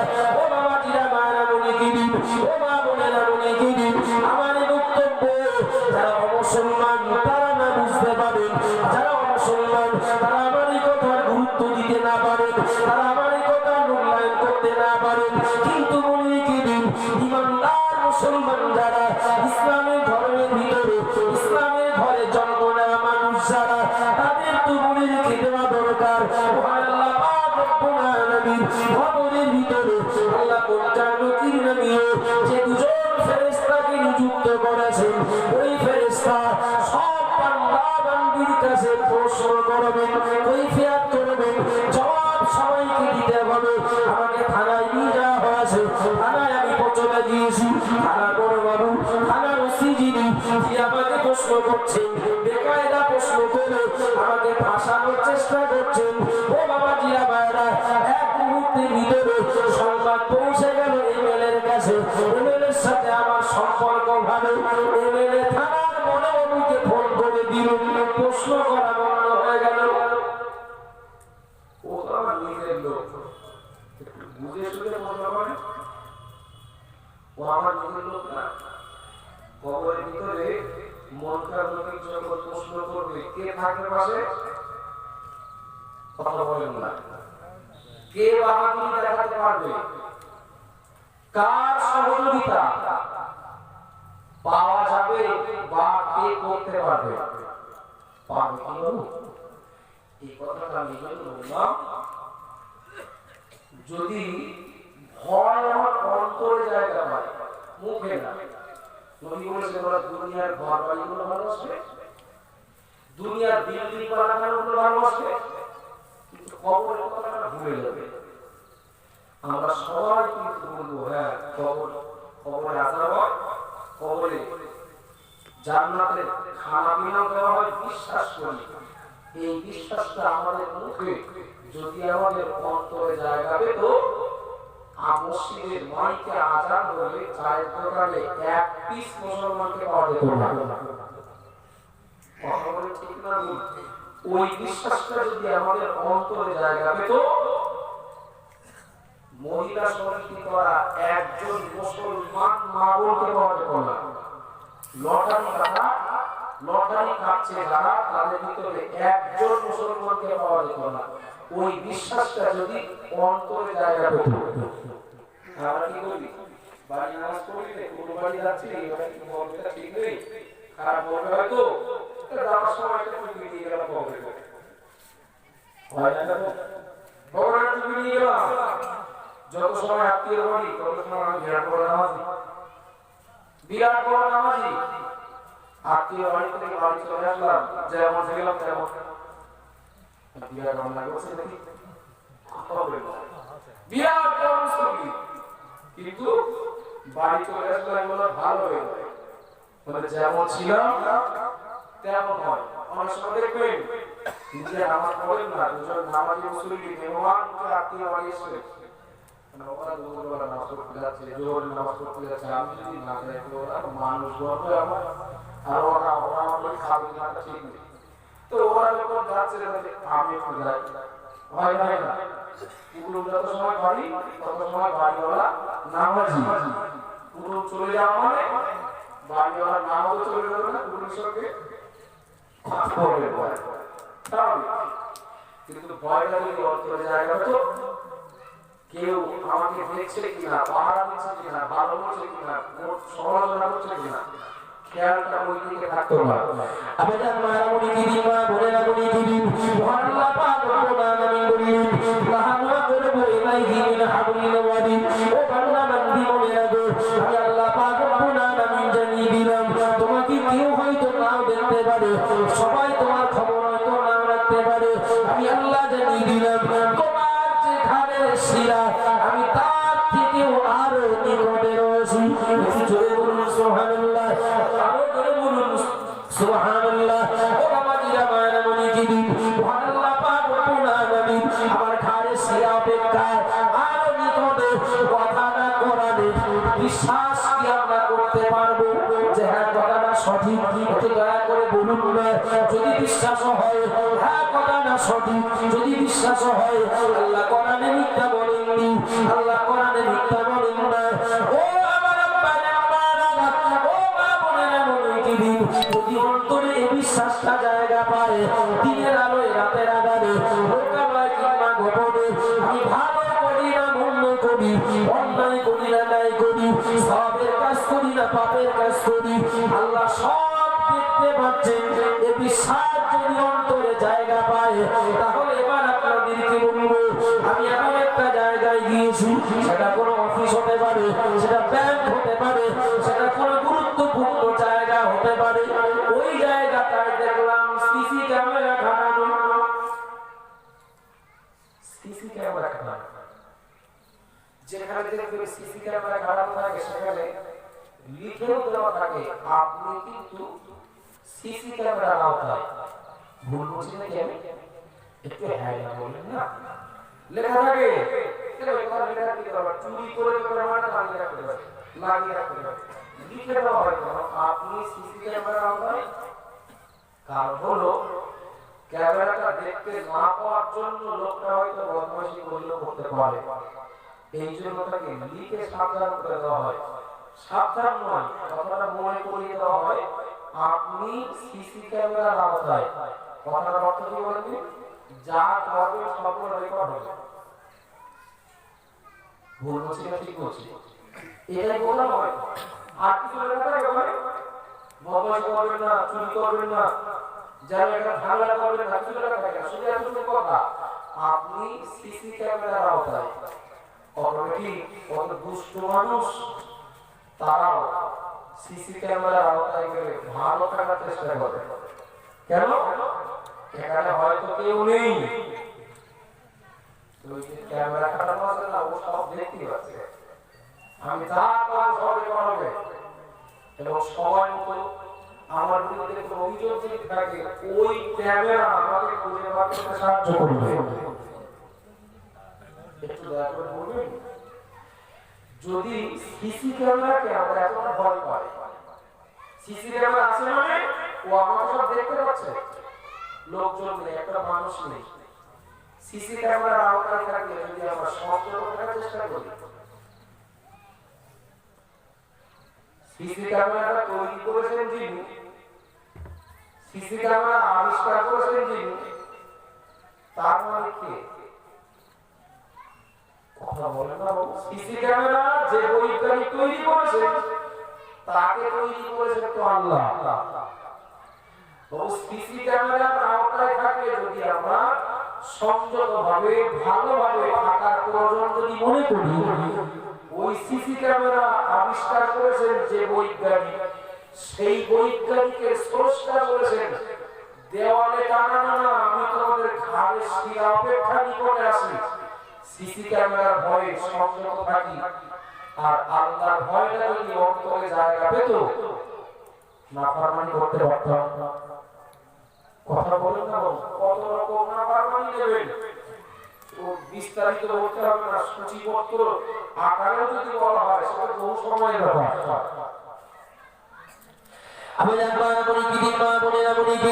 আমি যে কথা বলতে বলতে এতদূর চলে এসেছি, তাহলে কবরে শুয়ে থাকা মানুষগুলোর প্রতি আমাদের দায়িত্ব রয়েছে এবং তারাও আশায় থাকে, অপেক্ষায় থাকে আমার প্রিয়জন যারা, আমার আপনজন যারা, আমাদের জন্য একটু দোয়া করুন, আল্লাহর কাছে ক্ষমা প্রার্থনা করুন।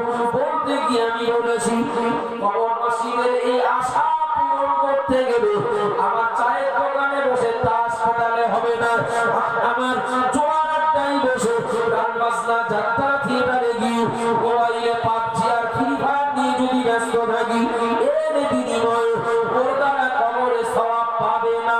ঠিক বলছি না ভুল বলছি?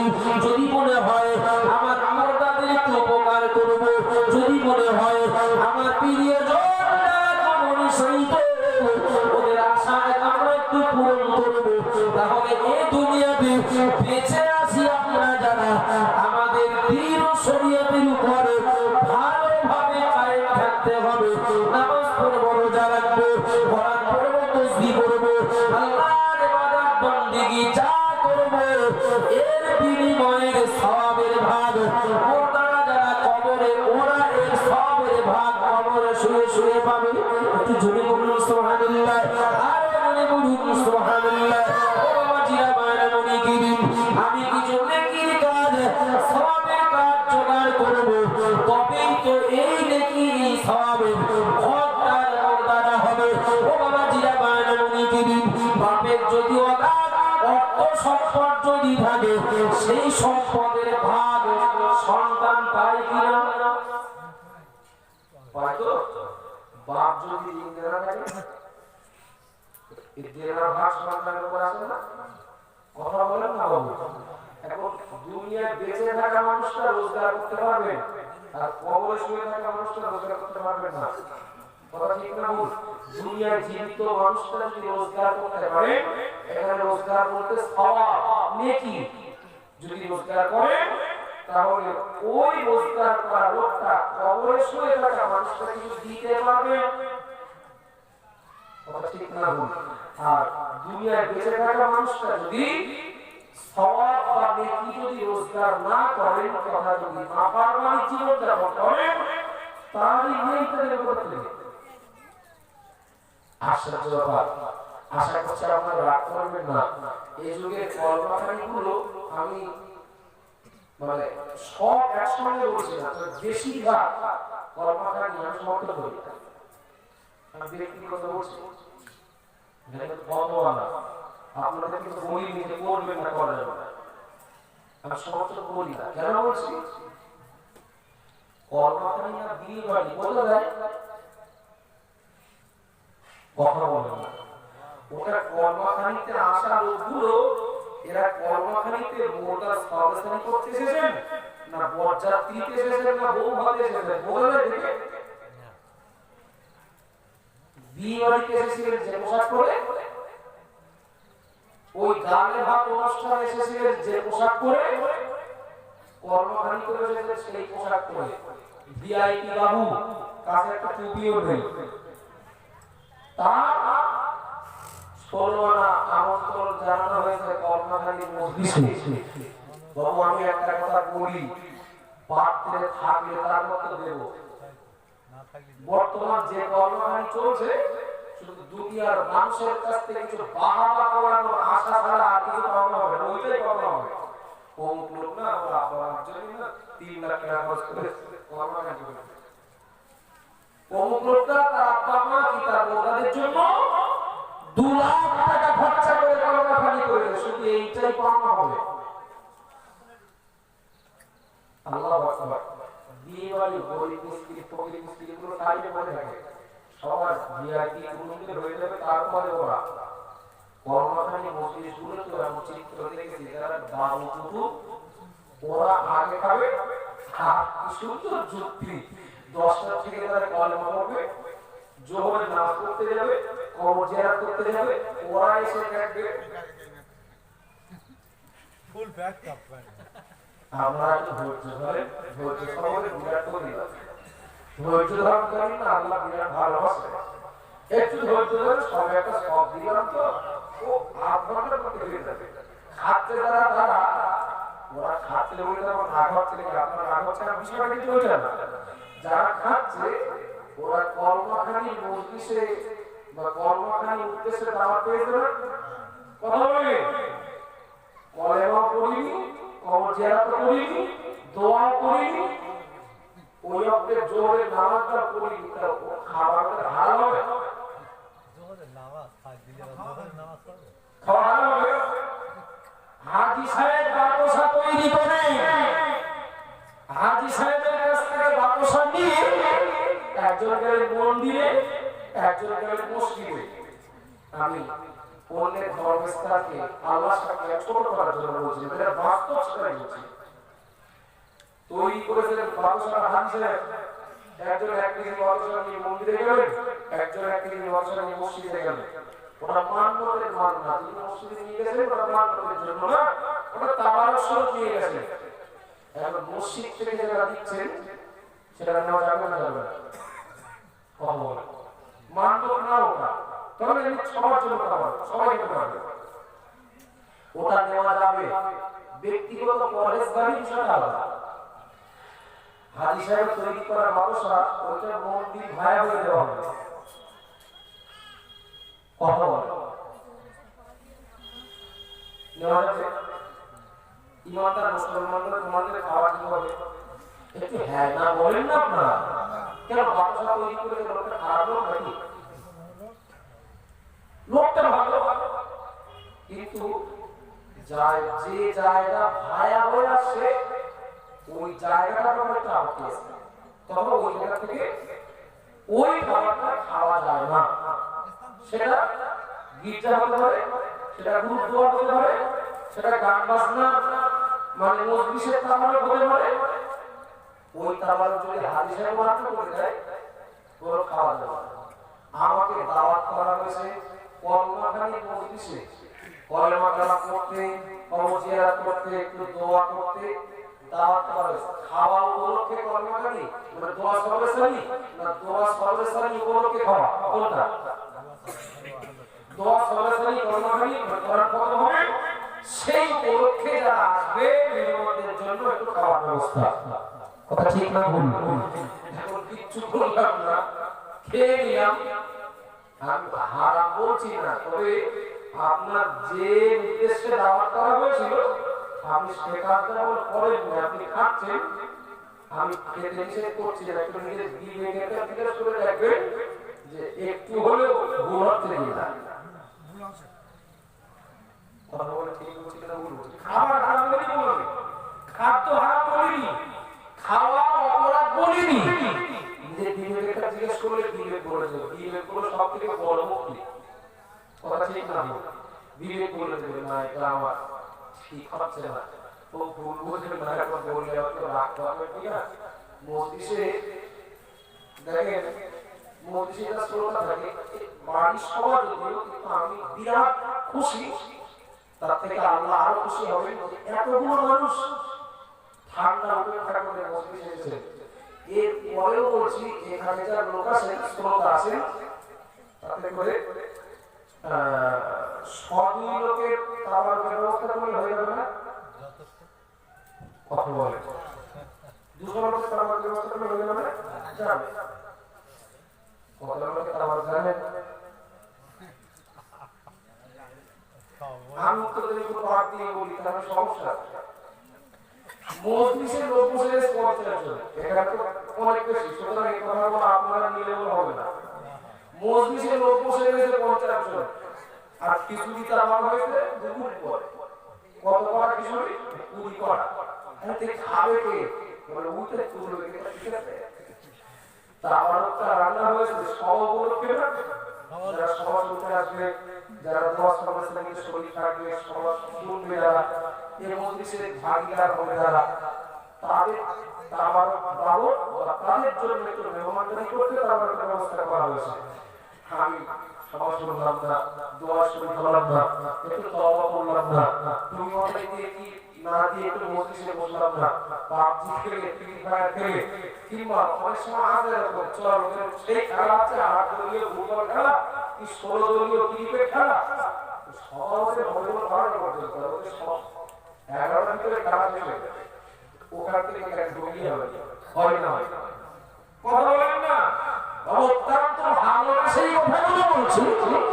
আমি বলছি না সাহেবের আমাদের তাওয়ানো হারাম পাওয়া যাবে না, দিলে একটা জিজ্ঞেস করে দেখি দিলে বলে দেবে না এটা ঠিক মানাচ্ছে না, একটু বেমানার মতো হয়ে যাচ্ছে। প্রচলিত কর্মখানিগুলো এই জন্য দেখে কষ্ট লাগে, কারণ হলো কর্মখানি মজলিস না বিয়ে বাড়ি, কর্মখানিতে আসা লোকগুলো এরা বরযাত্রী এসেছে, এরা বউ ভাতে এসেছে, এটাকে বোঝা যায় না, কথা ঠিক না ভুল? চলুন মোতাদের জন্য আল্লাহর কাছে দোয়া করলে মোতার উপকার হয়। দোয়া করা মানে আল্লাহর কাছে সুপারিশ করা না, কথা বলেন বাবু, সুপারিশ করা। আচ্ছা আসামি কোনদিন সুপারিশ করতে পারে? আসামি সুপারিশ করার কোনো অধিকার আছে না? তার সুপারিশ করা মানানসই? আবার জানবায় বলি দিদি মা বলে না বলি দিদি আমি অত্যন্ত সাধারণ কথা একটা বলছি বাবা, একটু খেয়াল করুন। ধরেই দেন না কেন আমার কোন প্রিয়জন থানায় বন্দি, ও বাবা জিরা বায়না বলি দিদি হাকিমপুর এলাকায় আমার বাড়ি, ইমান দত্তপাড়া আমার বাড়ি, একটু দয়া করে আমার কথাটা বোঝার চেষ্টা করুন, যেন ভুল বুঝবেন না। আমার গ্রাম নির্মাণ গ্রামে কেউ একজন চুরি করতে গিয়ে ধরা পড়েছে, পাশের গ্রাম দত্তপাড়ার ওই চোরের বন্ধু থানায় গিয়েছে ওসির কাছে সুপারিশ করতে ছাড়ানোর জন্য। নির্মাণে যে চোরটা চুরি করতে যে ধরা পড়েছে থানায় বন্দি, ওই বন্ধু দত্তপাড়ায় বাড়ি, বন্ধু ডাকাতি করে, ডাকাত বন্ধুকে ছাড়ানোর জন্য থানায় গিয়েছে ওসির কাছে সুপারিশ করতে, স্যার আমি ডাকাত, আমার বন্ধু চোর, চুরি করতে যে ধরা পড়েছে, শুনলাম বন্ধুর প্রতি আমার একটা দায়িত্ব আছে, তাই দায়িত্ব পালন করার জন্য আপনার কাছে সুপারিশ করতে এসেছি। আমার এই বন্ধু যে চুরি করতে গিয়ে ধরা পড়েছে ওকে ছেড়ে দেন।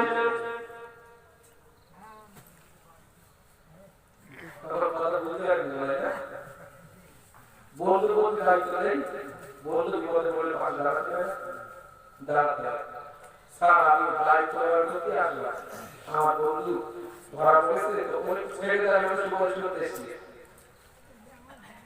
সুপারিশ যে কেউ করলে যদি হবে তাহলে থানার বউ ছেড়ে দেবে কি হবে? ওর বিরাট কাজে ধরে বলো তোর প্রতি আমরা কৃতজ্ঞ, গোষ্ঠী সব তোর বাড়িতে ধরে নিয়ে আসতে হলো না, তুই এসে ধরা দিবি, তোর সুপারিশ না হবে না, হবে না, হবে না, হবে না। চোরের জন্য যদি ডাকাত সুপারিশ করে, সে ডাকাতের সুপারিশে চোর কোনো কি ছাড় হয়? রাগ করছেন নাকি আপনারা? ডাকাতের সুপারিশে চোর কোনোদিন ছাড়তে পারে না, অসম্ভব। যদি যদি যদি ভালো মানুষ একটা পাওয়ারফুল ব্যক্তি যে সুপারিশ করে, সেখানে বড় বিবেচনা করবে না, করবে না, প্রধান সাহেব দিয়েছেন, মেম্বার দিয়েছেন, অঞ্চল প্রতিনিধি কিংবা এমএলএ দিয়েছেন, গুরুত্ব হবে না, হবে না, অ্যাফিডেভিট থেকে সুপারিশ করা হচ্ছে। আগে সুপারিশকারীকে ধরে বন্দি করেছে তাকে, কিন্তু পরে যখন প্রধান সুপারিশ করতে যাচ্ছে, এমএলএ সুপারিশ করতে যাচ্ছে, তখন তার সুপারিশ অনেক সময় মেনে নেওয়া হয়। এরপরেও সুপারিশ গৃহীত হতে গেলেও রোগীর অপরাধের একটা সীমা থাকা দরকার। কথা ঠিক বলছি না ভুল বলছি? কেউ 2 দিন জেল কেটে জামিন পায়, কেউ 10 বছর জেল কাটে, 12 বছর জেল কাটে। কথা বলে ঠিক বলছি না ভুল বলছি?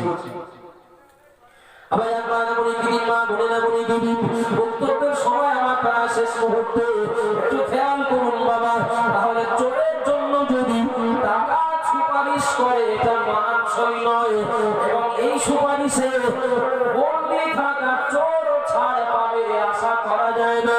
ও বাবাজিরা মায়েরা বলি কি দিন একটু দয়া করে বলে দিন, আমাদের থেকে যারা বিদায় নিন ওই নীরব কবরের বাসিন্দা হয়ে গেছেন, যারা কবরের বাসিন্দা হয়ে গেছেন বাবা, আমাদের বাপ আমাদের মা আমাদের দাদা দাদি নানা দাদি পিতৃ মাতৃ কুল থেকে শ্বশুর শাশুড়ি কুল থেকে যারা বিদায় নিয়ে কবরে চলে গেছে বাবা, আমরা যাদেরকে চিনি জানি, যাদের ব্যাপারে আমরা বলতে পারবো তাদের কথাই বলছি।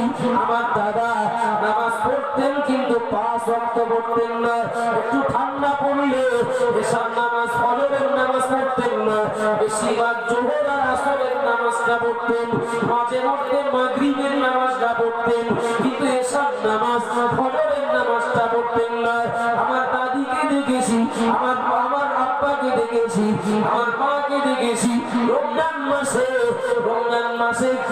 29টা রোজা রাখার নিয়ম, কিন্তু কোন বছরে 10টা রোজা রাখতেন, কোন বছরে 15টা, আবার কখনো কখনো শুধু 27 রোজায় থাকতেন। আর না, আমি জাস্ট বোঝানোর জন্য বলছি, একটু দয়া করে বলবেন আমার বাপ আমার মা আমার দাদা দাদি নানা দাদি নামাজ পড়ার ডিউটি ছিল তাদের 5 ওয়াক্ত পড়েছেন, 2 ওয়াক্ত কিংবা 3 ওয়াক্ত নামাজ রোজা রাখার ডিউটি ছিল 1 মাস, রোজা রেখেছেন হয় 10টা নয় 15টা, মানে ফাঁকি দিয়েছেন কিনা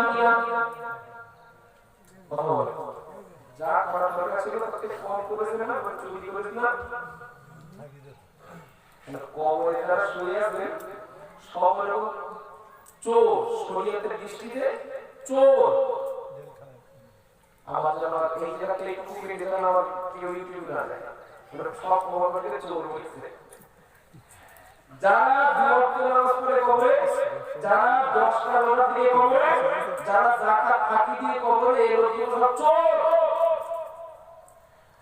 আর এই দোয়া করার জন্য আল্লাহর কাছে সুপারিশ করছে যারা, এই সুপারিশকারীদের উদ্দেশ্য তো এটাই, আল্লাহ কবরে আমার প্রিয়জনেরা যারা বন্দী আছে কবর নামক জেলখানায় সুপারিশ করছে, আল্লাহ ওদের একটু ছেড়ে দেয়, ছাড়া ওটা আযাব থেকে ছেড়ে দেয়, ওটা বাড়ি আসবে না কোনোদিন।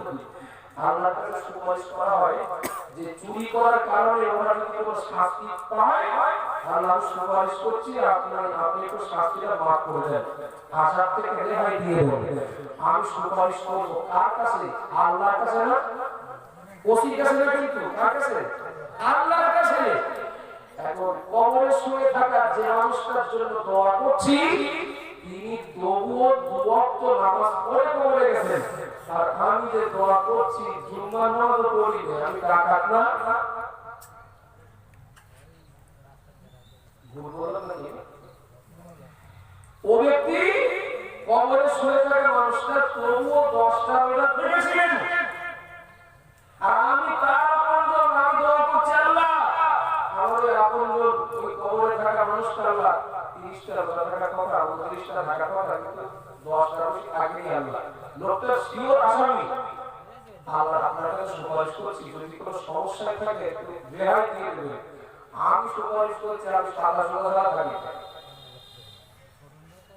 আমার কথা বোঝা যাচ্ছে কি? আল্লাহর কসম বলছি, কাউকে কষ্ট দেওয়ার জন্য আমি বক্তব্য না, আমার শুধুমাত্র উদ্দেশ্য আমাদের বিবেকটাকে একটু জাগানো। যদি মনে করি কবরবাসীদের প্রতি আমাদের দায়িত্ব আছে, কবরবাসীদের জন্য একটু আল্লাহর কাছে সুপারিশ করব, আমাদের সবাইকে ভালো হয়ে যেতে হবে না? কথা বলেন না, ভালো হয়ে যাবে হবে।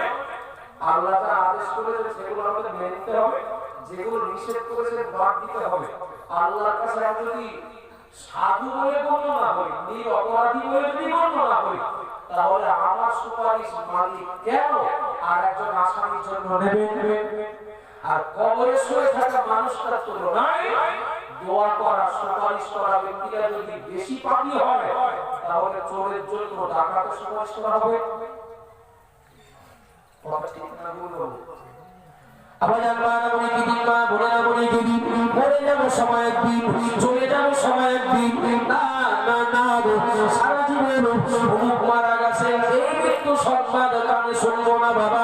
আমাদের মৃত্যুর ঘোষণা একদিন মসজিদে মুয়াজ্জিন সাহেব দেবেন। সারা জীবন মসজিদে খাটিয়া কাঁধে করে কোন লাশকে কবরে নিয়ে যাব না। আমিও একদিন ওই খাটিয়ার প্যাসেঞ্জার হব, ওই খাটিয়ায় আমি একদিন উঠবো। সারা জীবন আমি শুধু জানাজা পড়বো না, আমার জানাজা পড়তে কেউ না কেউ একদিন দাঁড়িয়ে যাবে। ও আমার আব্বাদের মায়েরা, সারা জীবন কবর জিয়ারত করবো না, আমার কবর কেউ না কেউ একদিন জিয়ারত করবে। সুতরাং মনে রেখে দিন, মরে গেছেন যারা, তাদের পরীক্ষা দেওয়া হয়ে গেছে। যদি 2 নম্বরের জন্য ফেল করে, আল্লাহর কাছে আমরা একটু সুপারিশ করবো, আল্লাহ আমার ওই আপনজন ফিরিয়ে দেন। আল্লাহ যদি ফেল করে থাকে কবরের ভিতরে, আল্লাহ দোয়া করছি সামান্য ওই কম নাম্বার পাওয়ার কারণে, 2 নম্বর কম পাওয়ার জন্য আমার যে মোর্দা আপনজন ফেল করেছে, আল্লাহ এতগুলো মানুষ সুপারিশ করছি, দয়া করে একটু ক্লাসে তুলে দেন। ছেলে যদি ফেল করে, মেয়ে যদি ফেল করে, ডাক্তার মাস্টারকে গিয়ে বলে, স্যার আমি সামনের দিন থেকে লক্ষ্য রাখবো এই 3টি যেন আর না হয়। ওকে একটু ক্লাসে উঠিয়ে দেন, হয় কিনা?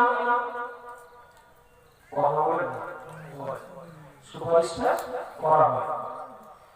আচ্ছা, যদি ছেলেটা মেয়েটা আরো পরীক্ষা দেয়, তার জন্য সুপারিশ করাটা যেমন অযৌক্তিক, সুপারিশ বিহিত হওয়াটা অসম্ভব। আচ্ছা, কবরবাসীর জন্য আল্লাহর কাছে সুপারিশ করছি, আল্লাহ যদি পরীক্ষায় ফেল করে, পরীক্ষা আমি বলবেন আপনাকে পরীক্ষা ভালো 5 নম্বর থেকে, আর সেখানে প্রশ্ন করা হবে মাধ্যমিকটা আমাদিন ও আমানদীয় উত্তর দিতে হবে। যেটা প্রশ্ন উত্তরে যায় সেটা পরীক্ষা হবে না, কথা বলেন না বাবু। এখন ওই কবরে থাকা মানুষগুলো যদি তারা অল্প নম্বরের জন্য যদি ফেল করে, আমাদের আসল টাকা কি আসলে ঠিক নেই, কি অবস্থা ঠিক নেই, তাদের জন্য আল্লাহর সুপারিশ করবে। এটা যেমন দায়িত্ব, আমরাও ওই পরীক্ষার্থীরা বেঁচে যার কথা বলেন না, আমরা যারা বেঁচে আছি আমরা তো পরীক্ষার্থী। সুতরাং মৃত মানুষদের জন্য যেমন আমাদের ভাবতে হবে, পাশাপাশি বেঁচে আছি আমরা যারা, আমাদের পরীক্ষার্থীদের সামনে আমাদের নিজেদের জন্য চিন্তাটা কবরবাসীদের তুলনায় বেশি থাকা দরকার।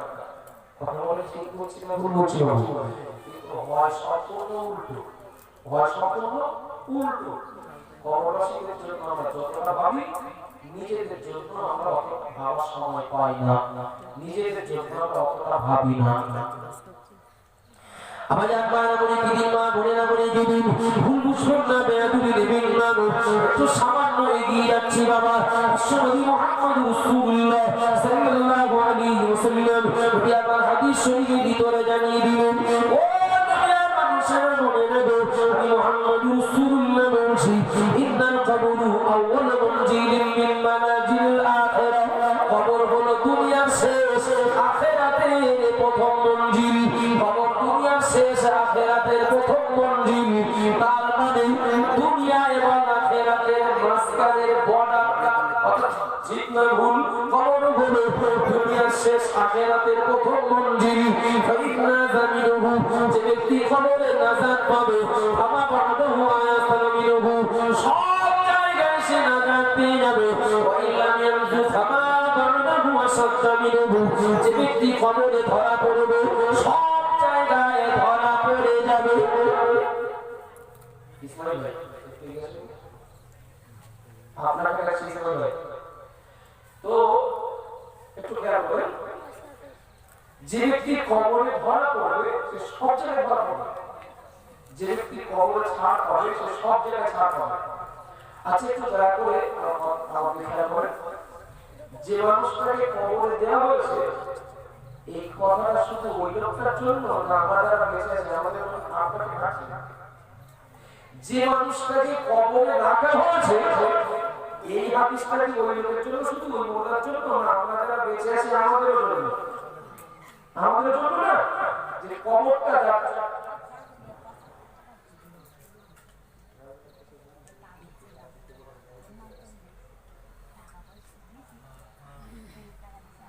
যে মানুষটা কবরে চলে গেছে ও হাদিসটা যেমন কারোর জন্য, আমরা যারা বেঁচে আছি আমাদের জন্য তো ওই হাদিসটা প্রযোজ্য।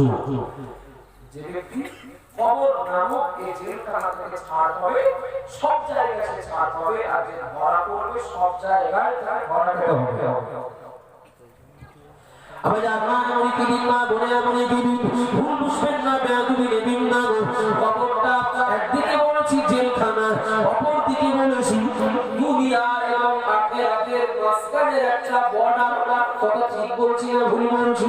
ও বাবাজিরা মায়েরা মনে দিন, আমরা ভারতবর্ষের নাগরিক, আমরা ভারতবর্ষের মাটিতে বসবাস করি। আমাদের প্রতিবেশী দেশ হলো বাংলাদেশ, তারপরে পাকিস্তান। একটা সময়ে ভারত বাংলাদেশ পাকিস্তান একটাই তো দেশ ছিল। কথা ঠিক না ভুল? যার কারণে হোক, যার দোষেই হোক না কেন, যারই প্রচেষ্টায় হোক না কেন, একটা দেশ এখন তিনটে হয়েছে। ও বাবাজিরা ভাইরা মনে দিন, ভারত এবং বাংলাদেশ পাশাপাশি দেশ, আমাদের প্রতিবেশী দেশ। একটু দয়া করে বলবেন নাকি আমি ভারতবর্ষের সব রাজ্যের কথা ছেড়ে দিলাম, আমরা যারা পশ্চিমবঙ্গে বসবাস করি, এটা পশ্চিম বাংলা, আমাদের মাতৃভাষা বাংলা। যারা বাংলাদেশী ওদেরও মাতৃভাষা বাংলা। ও বাবাজিরা ভাইরা, ওরাও যে স্রষ্টার সৃষ্টি, আমিও সেই স্রষ্টার সৃষ্টি। নিশ্চিত মনে দিন, ওরা আল্লাহকে যা বলে আমরা তাই বলি। ওদের কলেমা আমাদের কলেমা একই। ওরা যে জমিনে বসবাস করছে ও জমিনের মালিক আল্লাহ, আমরা যে জমিনে বসবাস করি আমাদের এই জমিনের মালিক আল্লাহ।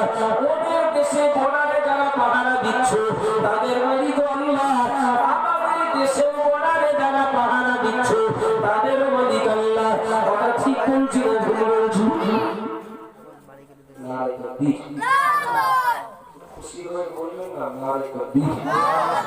জনাব আলহাজ হাফেজ মৌলানা মুফতি ইসমাইল ভাইজান বলুন জিন্দাবাদ। জনাব আলহাজ হাফেজ মৌলানা মুফতি ইসমাইল ভাইজান বলুন জিন্দাবাদ। নারে তাকবীর।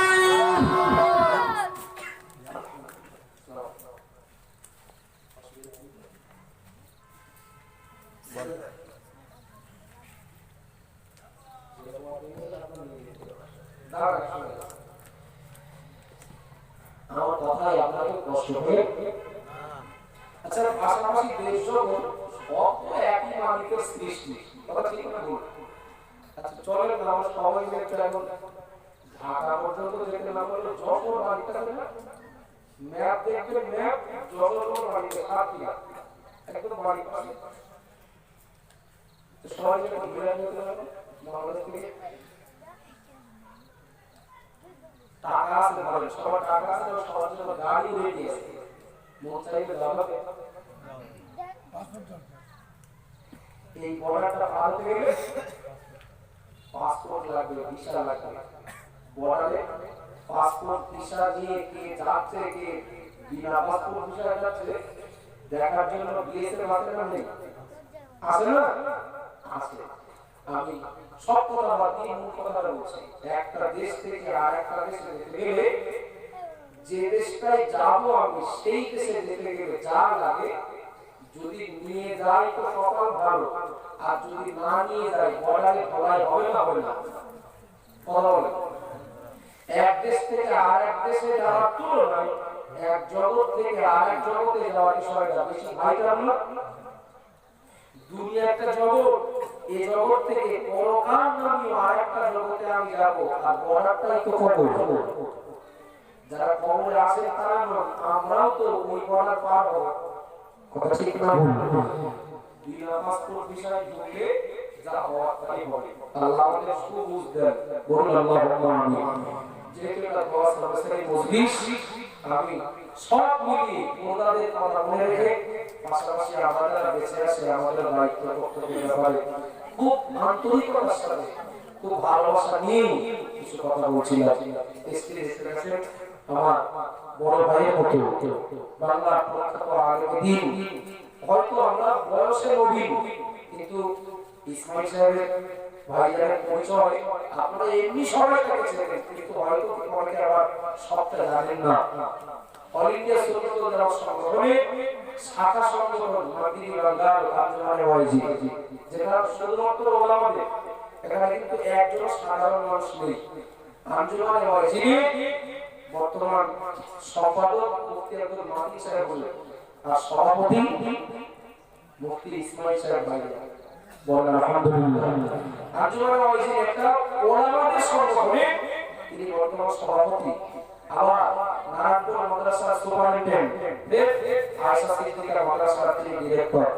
পাশাপাশি বলা যায় আমাদের প্রতিও অভিভাবকের মতো দায়িত্ব পালন করে যোগ্য আলেম তার মূল্যবান বক্তব্য আপনারা শুনতে হবে। যেভাবে আপনারা সাজিয়ে গুছিয়ে বসে আছেন, আপনাদের নতুন করে বলার কিছু নেই।